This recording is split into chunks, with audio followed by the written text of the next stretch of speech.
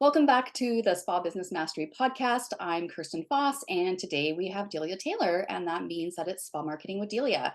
And one thing we know for sure when we go back looking at our analytics with our marketing, we know that marketing is one of our top topics that you all are looking for.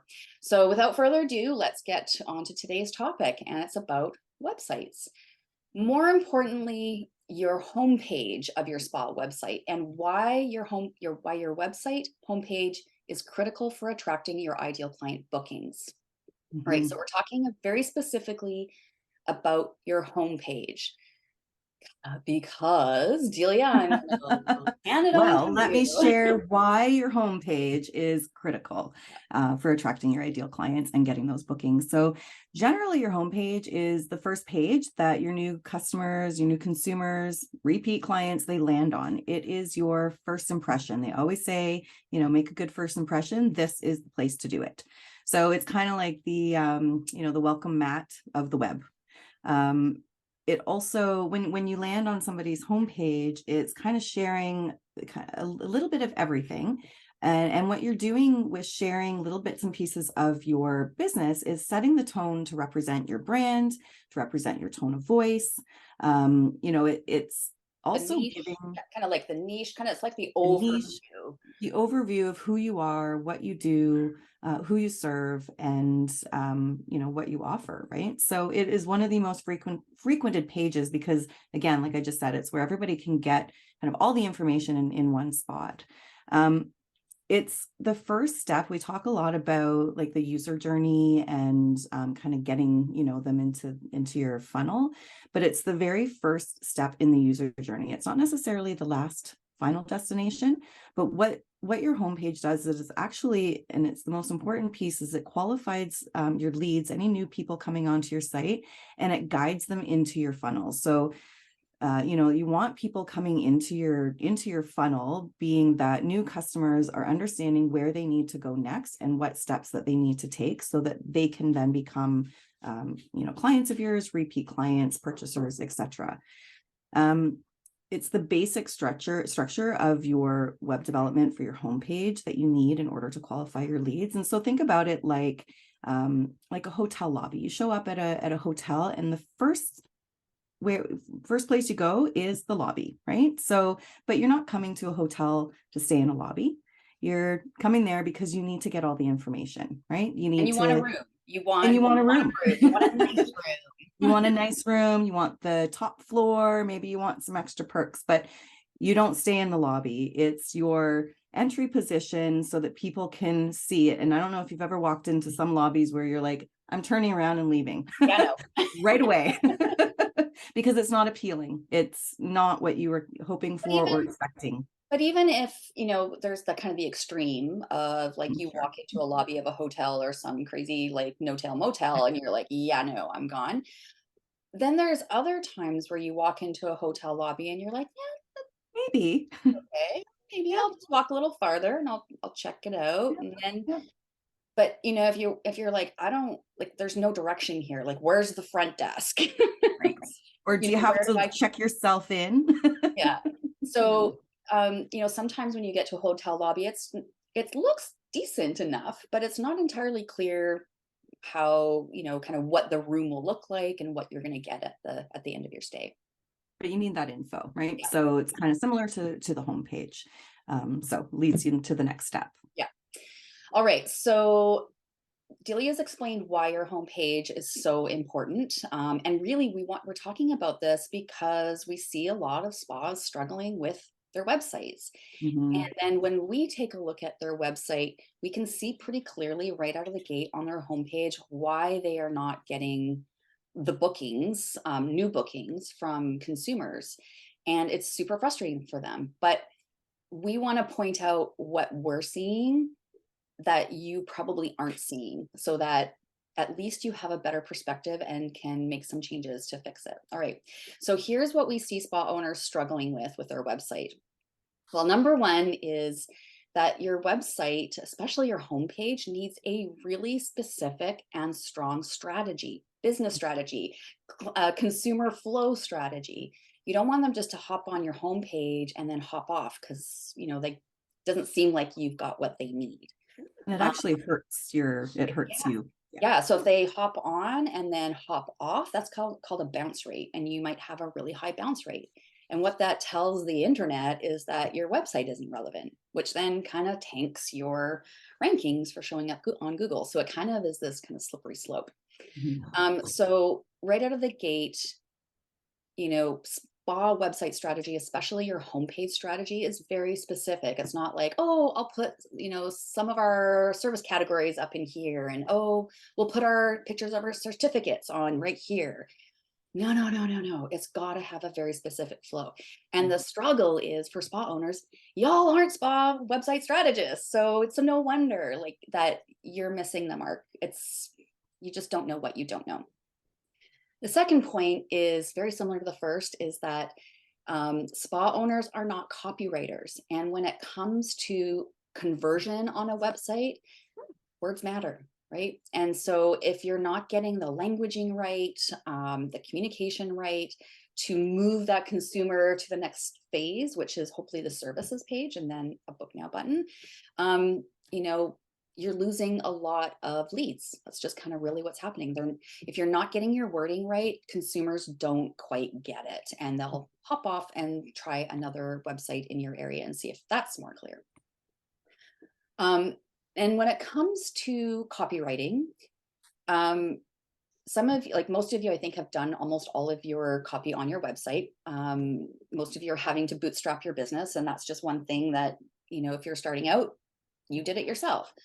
But where we kind of see it going a little awry with copywriting is that sometimes we understand it as estheticians and we over explain it in our copywriting. And so we lose the consumer. We use jargon that they don't understand, or we shorten the wording or the jargon.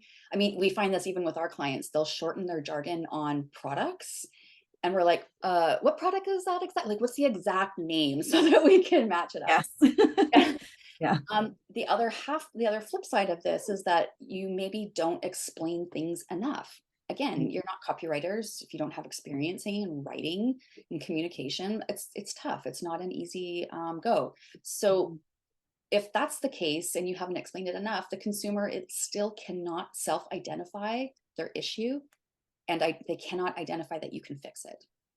It's true. Yep. One of the other things that that we see, as well as the strategy and the copywriting on there, are your images, your graphics.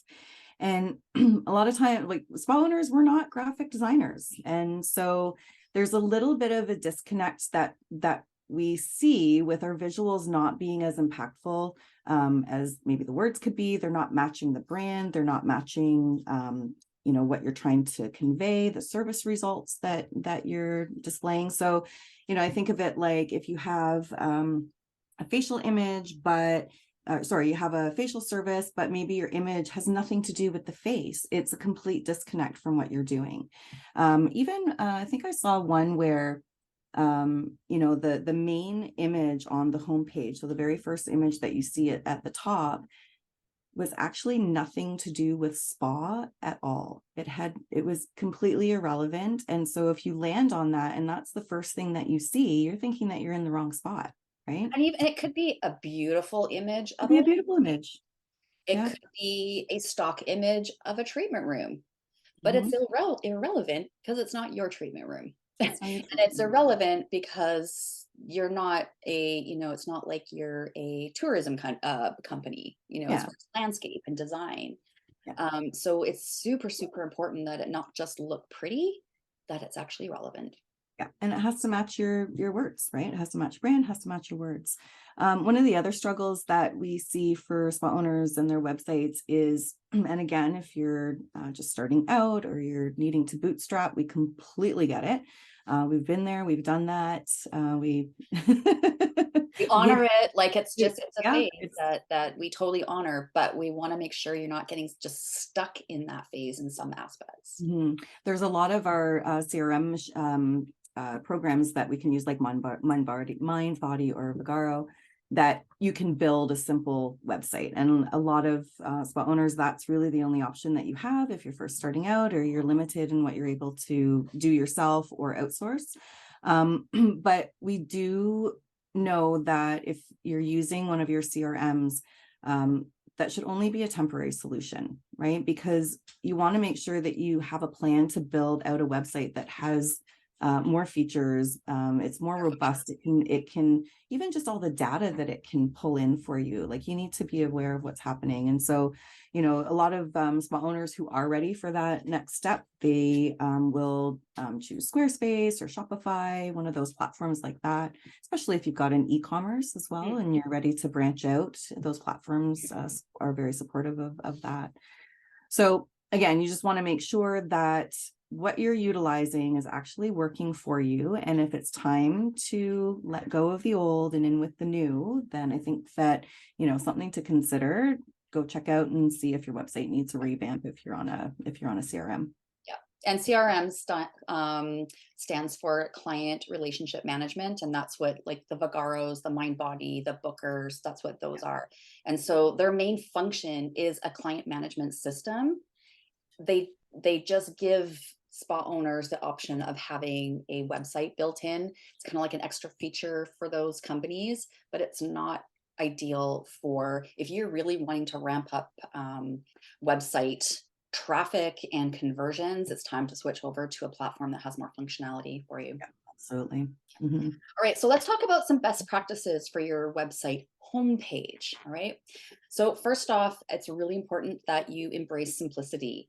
If you are looking at any kind of places for website inspo, you'll notice that what their images, what the it looks very like the blocks of color. It's simple. You can see and read the text really easily. There's really, they've got their headlines clear so that you don't have kind of different size text all over the place.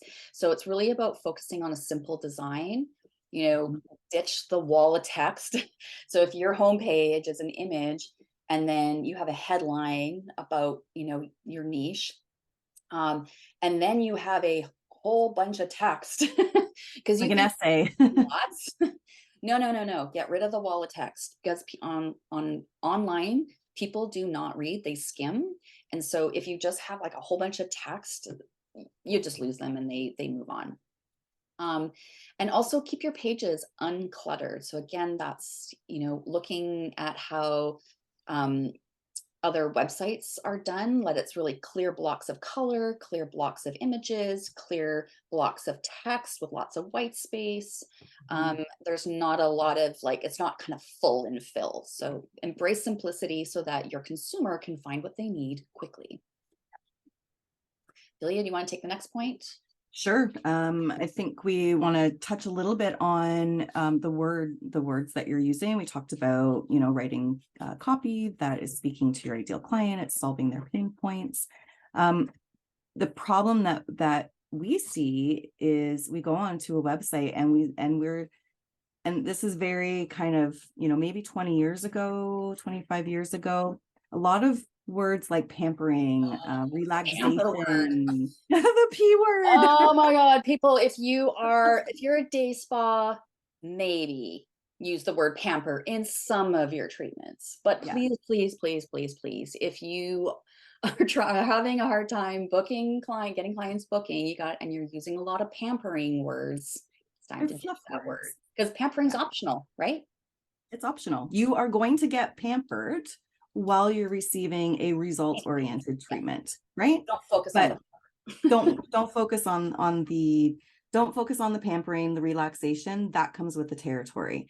I find a lot of times clients, they know that they need something, they know that they want a solution, but they're not sure what that is. And so if what you're writing is unclear, then you're going to lose their attention right away. So if you're literally just pumping out words like fluffy words, they're little buzzwords that the industry likes to use here and there, but it's going to lose them because it's not identifying what their issues are and So it's not yeah, so sharing how you're going to let's solve talk them. let's talk about some of those buzzwords like rejuvenate, Mhm. what else? Big one is rejuvenation. It's Rejuvenation, relaxation, oh, it's the pampering. I can't think of any off the top of my yeah, head, but it's those kinds of things, like the industry has used them to death. Mhm. Their copywriting, it's time to find new words. Time to find new words. Yeah. And again, if you are a day spa and that's your end goal, that's what you want your clients to come in and do, and maybe they're getting like a full day package, that's okay. But your copy needs to match who you are and what you do so that your clients can understand you better. So, and we understand that copywriting can be very difficult. We know that you guys are not copywriters. And so it's not worth having the stress and the time that it takes to learn how to write your marketing copy. So a recommendation for that piece, outsource it. You will save Yeah. yourself a ton of headache. And again, if you're struggling with your website already getting clients to book or to convert, it's likely because of how you're conveying your messaging. Well, it's kind of one of those things. If it's actually better for you, like if you're a solo, to be in the treatment room and making your money like you do, because you're making better money than what you could be doing sitting at your computer trying to come up with copy that you hate writing anyways. So you're better off earning money in the spa so that you can put it aside to outsource it. Mhm. Now, I just want to touch back. We were talking about photography, and stock photos and making sure that your images match up and that they're your photos, because we see a lot of graphics clutter, and when we say clutter, we mean there's images that don't match what you offer, and then there's images that just look too stocky. Like your whole website is just stock images that you've pulled, from a stock site or website, and it's not compelling. It's not you. People want to see you. They want to see your facility. They need to have a little bit of an insight Hmm. as to who you are, right? So they want to see what the treatment room might look like. They want to see who the team that they're going to be coming to see. They want to know what the outside of the facility looks like, or maybe some of your, advanced treatments and things like that. So we do suggest that getting pro images done. If you can do them once a year, that's great, but at least get them done every 2 years. And one of the biggest things with planning out a professional photo shoot is, I mean, photographers, again, we can talk about photographers. They're not necessarily planners. Some can be. Every industry has, their ranking of people that they need to pull it all together. But good thing that we like to do is we plan out our photo shoots with specifics, so things that we see that inspire us that we want to convey as well. So we use Pinterest. We love Pinterest. We'll create like a Pinterest board, an inspo board of maybe some of the shots that we want to take, and then we take them to our photographer so that they have a little bit of a better idea of how we want things to turn out. So I know yeah. just recently I was asked to look at a website, and it was all stock photography. It was a med spa, more laser. And when I was looking at, I was really trying to find like if I was a consumer, I would be trusting my body with this company. And Mhm. because there were so many stock images of like people, like they weren't real team images. They were as a stock photography. There was no images of the treatment room. Ugh, like I was kind of, Mhm. that's a huge trust factor Yeah. for consumers. I know it's not just me. It's like if I can't see what's happening behind there, eh. Yeah, I might go and find somewhere else that is I'll going just to keep share a researching. little bit about, yeah, what Yeah. I can And expect that's coming. and that's why we have about pages that are, actually real and not just like a bland mission statement, because Mhm. it's building that trust in there. Yeah.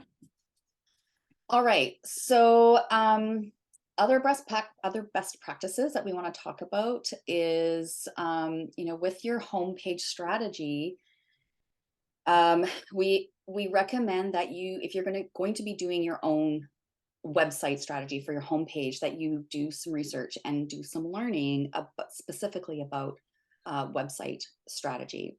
Now, there's a very strategic format or formula for a homepage even.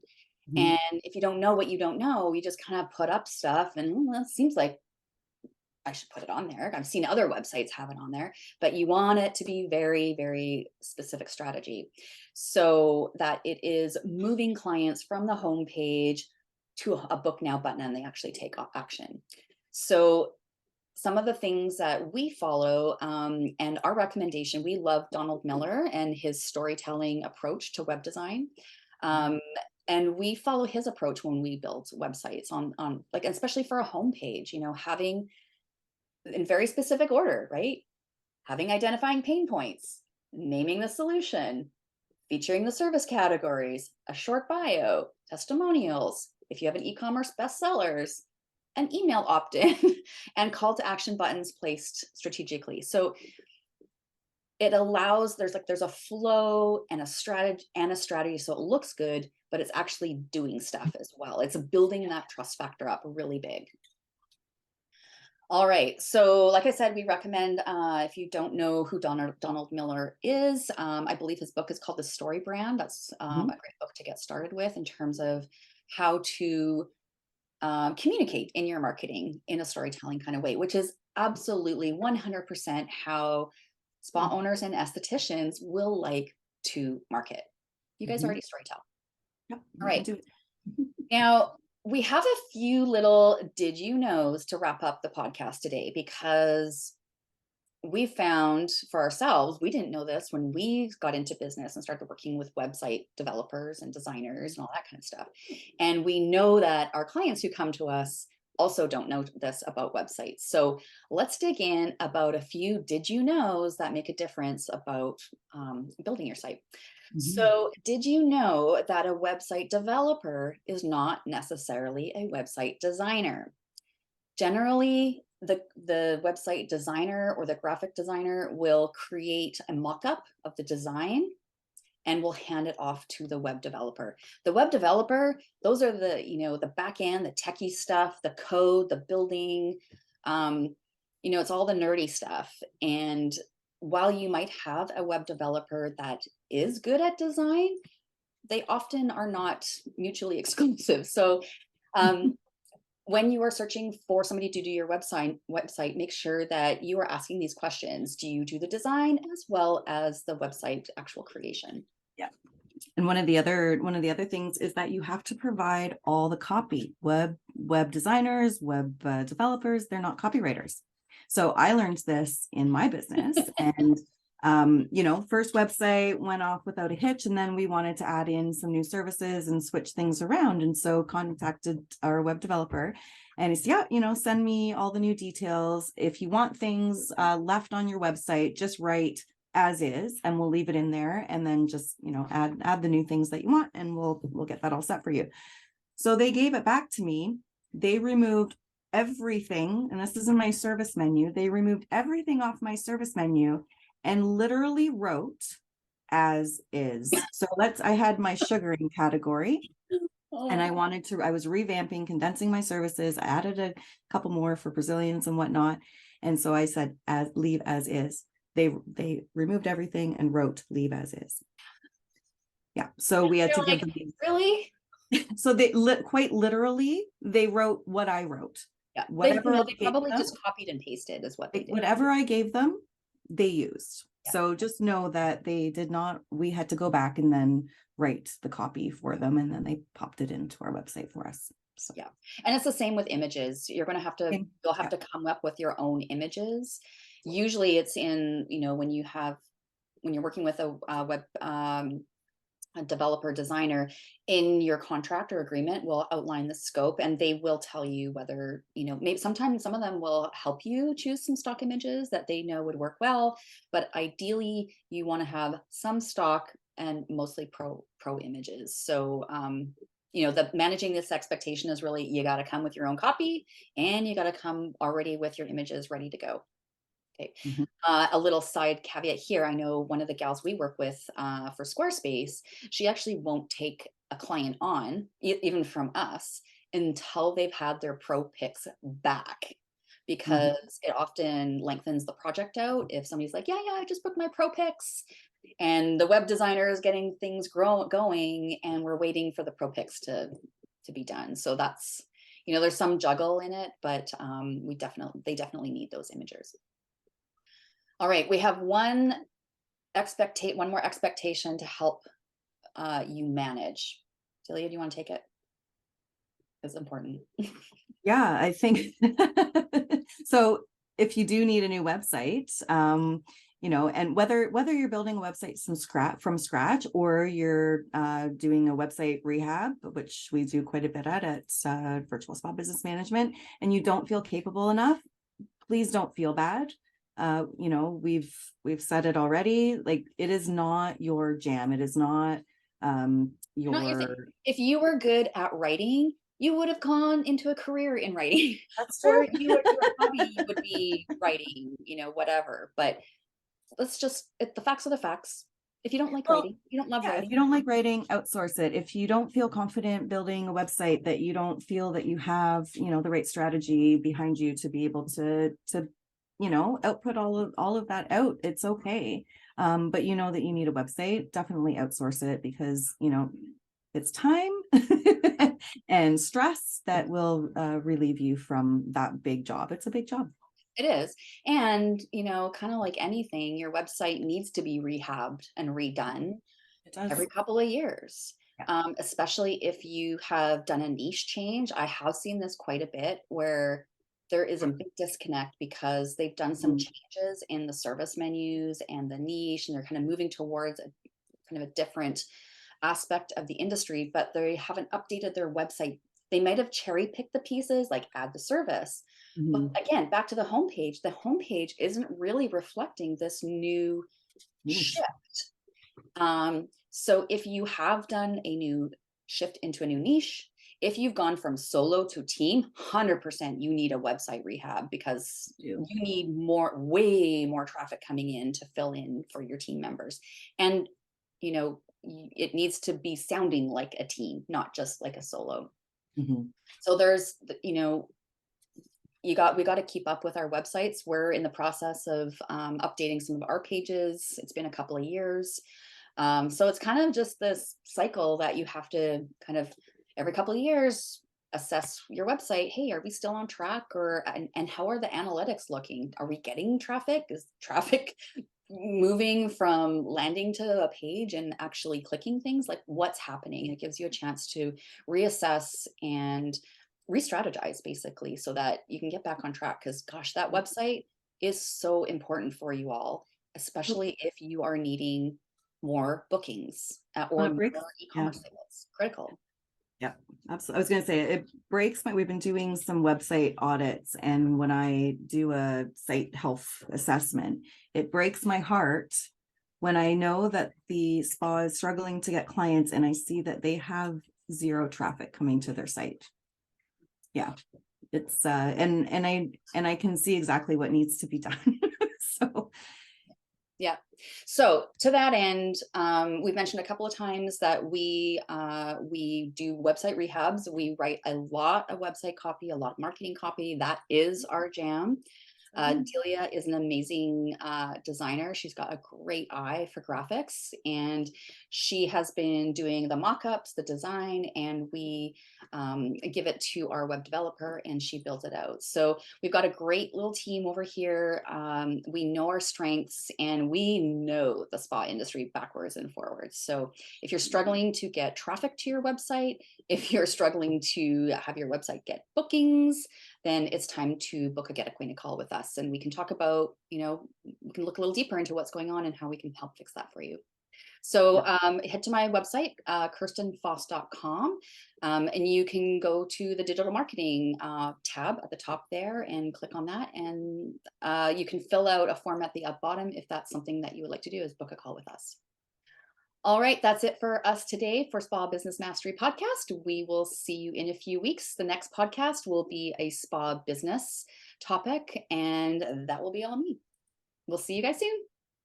good day.